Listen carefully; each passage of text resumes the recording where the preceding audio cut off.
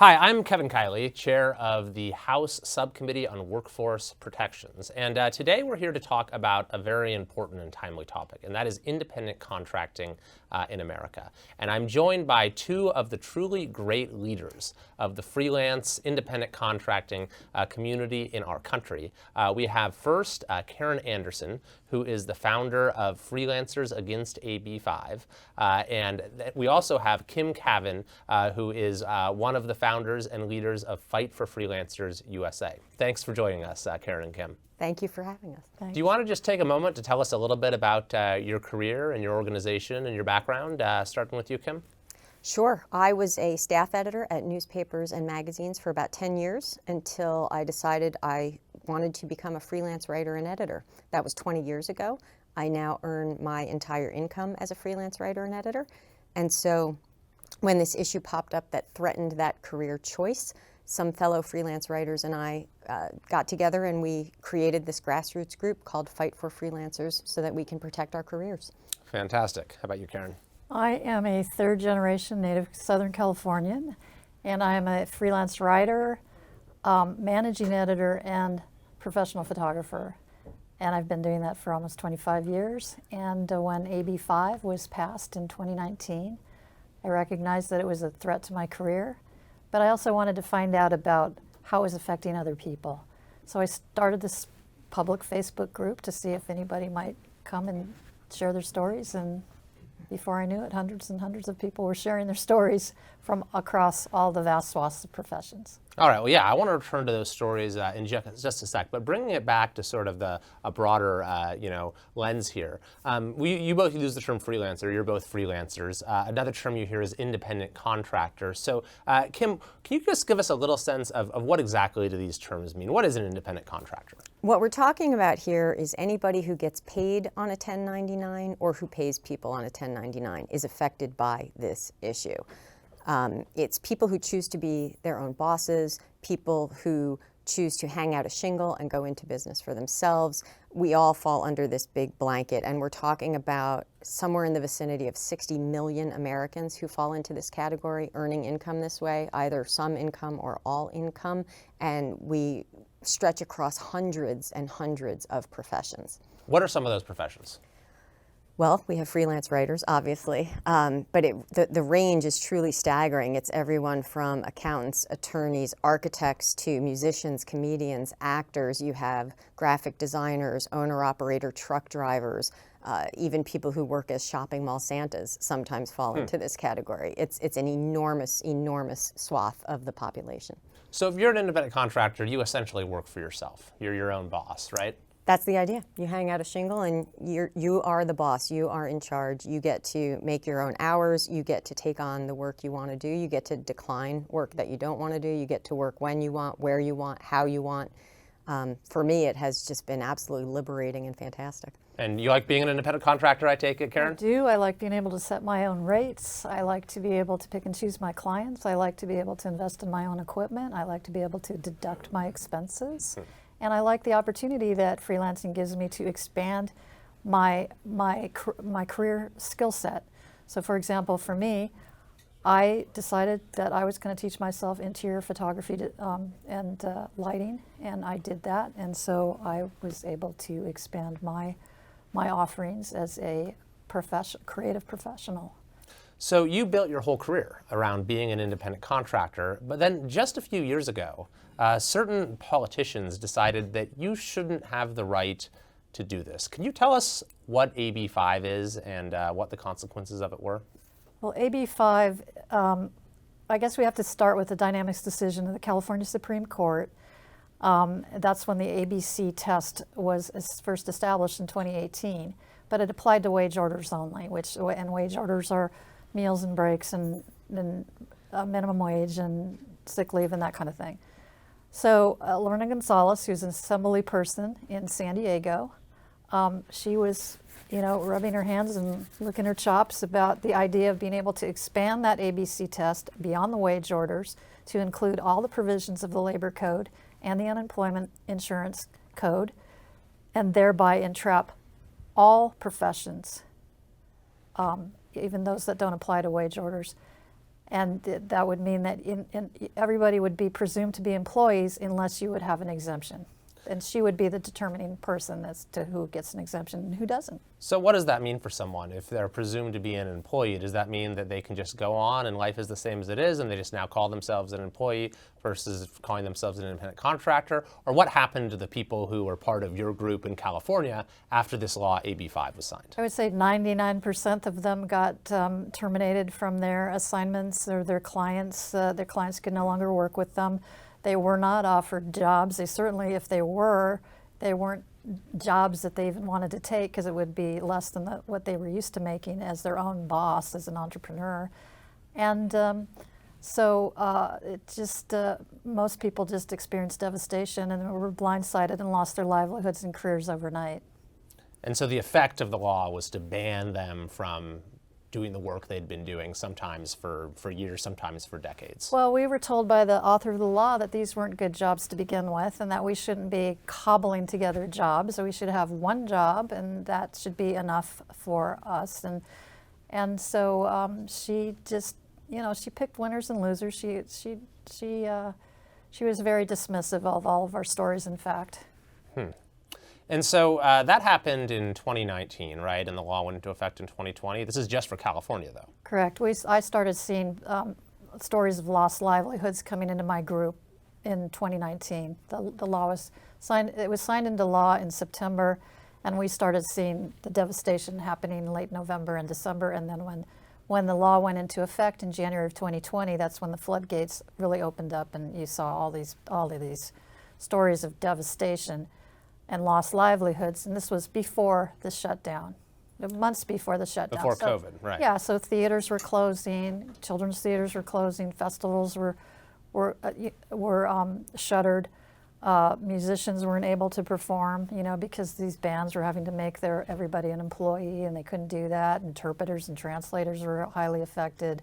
They're just independent healthcare workers like nurse anesthetists and nurses and forensic nurses and speech pathologists and just a whole long list of... How many professions would you estimate were negatively affected? We've identified 600 categories of professions in our group that have been negatively affected in one way or another by AB 5. And so, one example might be you're a writer, you produce articles for various different publications, different websites, then all of a sudden this law goes into effect and say, sorry, we can't let you do that anymore. You're in California. That's right. And you had Willie Brown. He used to be the mayor of San Francisco, and I think he was a Speaker of the Assembly. Mm-hmm. He was a weekly columnist for the San Francisco Chronicle, and when he lost his column because of AB 5, he started screaming off the rooftops about it.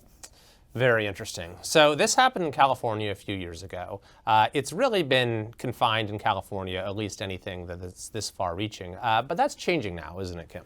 Well, that is not their plan. Their plan was that California was supposed to be the kickoff state, and then they were going to get it enacted in some other states, and then they were going to try to take it nationwide. So state number 2 was my state, New Jersey. And because our friends in California started raising the alarm, we understood when the copycat bill got introduced in New Jersey that we had to rise up and fight back and not let it go through. And we managed to make so much noise in New Jersey that not only did we stop that copycat bill, but the bills that were in place in New York to advance, the bill they were talking about introducing in Illinois to advance, they all stopped as well. At that point, it should have ended. It was a failed experiment. It didn't work out in California. If states are the laboratories of democracy, fine. It was a bad test. It didn't work out. It should have died. But then we had a change in leadership at the federal level, and they said, well, forget about the states, let's just impose it on the whole country nationwide. And so now what we have is the standard, the language underpinning this bad California law is now in the Federal PRO Act, which we are encouraging lawmakers to vote no. So you're saying that the very legal rule that went into effect that wreaked all this havoc in California, they're now trying to make it not just a California thing, but apply to the whole country. That is the plan, and our current president ran on a plan. Joe Biden's own website, joebiden.com, says he will work with Congress to make the California law the basis for all labor, employment, and tax law in this country. Wow. Now, so some people watching might be saying, well, okay, I'm a Republican, Joe Biden's a Democrat. Maybe this is just a partisan issue. So you have, what, 18,500 members of your Facebook group. Karen, how would you describe their political orientation? It's just across across the spectrum. We have Democrats, Republicans, Independents, non-party preference, and everything in between. It's a bipartisan outrage in California about AB 5, if you're aware of it. So it's not a partisan issue at all, is it? Our group is nationwide, and we have members who have voted for everybody from Bernie Sanders to Donald Trump.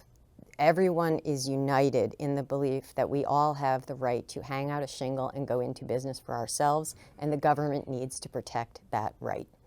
So we have this bill, you call it, you mentioned the PRO Act, that is the national version of the California law, AB 5. And then there's also another way they're trying to get this done nationally through the Department of Labor, right? Right. So because we now have a divided Congress, they can't get the PRO Act through in the legislative branch of government. So they're looking to the executive branch of government and agencies where they could try to do it by regulatory fiat. And so what we're seeing right now at the United States Department of Labor, they just issued a proposed change to the definition of an independent contractor, where they state outright that they think the California law is terrific and they would impose it on the whole entire country if they didn't think the Supreme Court would stop them. So instead, they're putting forward this slightly revised version of the language in order to try to get as close as they can nationwide. What kind of impact are we talking about here if this goes into effect? How many people do you think would lose their jobs? Well, there's around 60 million people earning income in this country as independent contractors right now.